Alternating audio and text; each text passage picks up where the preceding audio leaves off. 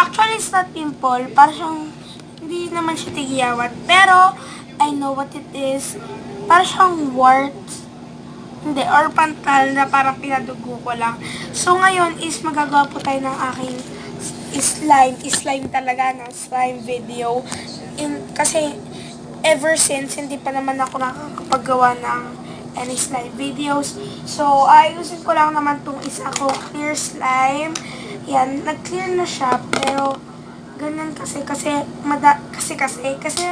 medyo madami ako nalagay na food coloring, so I'm so sorry. Yan, yung electric pan kasi nandito, ito maliit. Ayan. Ayan siya, so medyo stiff, kasi dati naayos ko na to with only warm. I only have here warm water, and then,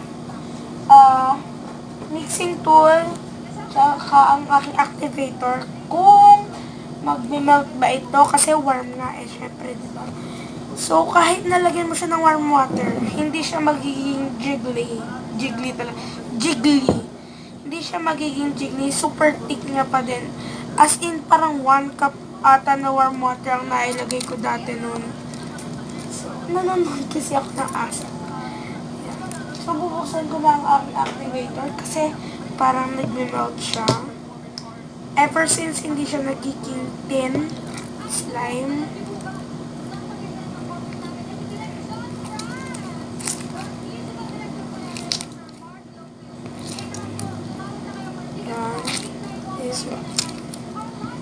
dito ko na lang siya inano para mas maganda yung surface kasi flat siya.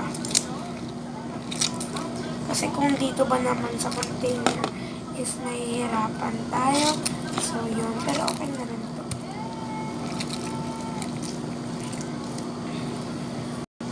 Dati binabad ko siya sa warm water for about 2 days and naging maayos siya, promise guys. And kasi ngayon, hindi ko na siya gaano nalalaro because I'm busy. Kasi lalo na, mag-fiesta, syempre natulong din ako. And sinabi yung president ata ng homeowners, ano ba? And then magpapagin ko kami dito. Ay, hindi ata, hindi mo palaro. So tumulong din naman ako sa mga things na pwede na kahit na makakaya kong gawin para lang makatulong. And ayun, tsaka yung mga things na nag-enroll pa. Pero hindi pa ako nakakabili ng gamit kasi medyo madami pang gastusin pero nakapag-enroll na ako. Kasi ang una naman na bibili ng gamit is yung mga pinsan ko na tumada kasi talagang kada year binibili talaga namin sila ng mga gamit for school. Tapos ayun, at least yung pinag-spend ko lang. So, sticky pa lang siya, pero hindi naman sticky but not that sticky. Pero may buka ako nakita. Yan. So, ayun siya.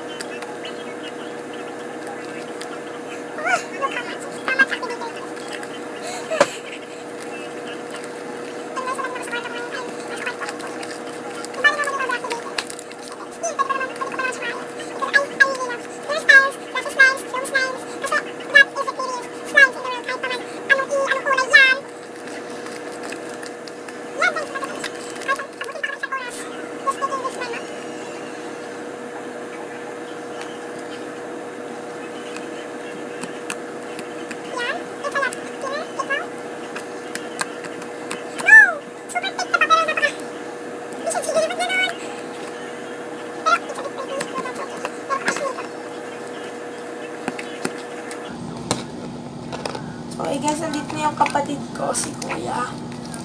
And then, kasi nagpapabili ako sa kanya ngayon. Tsaka yung pinsan ko ng balat. Or the V-cut thing.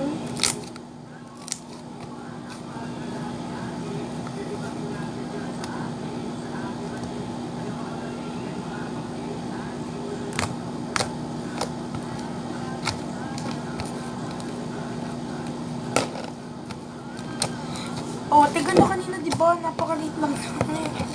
Like,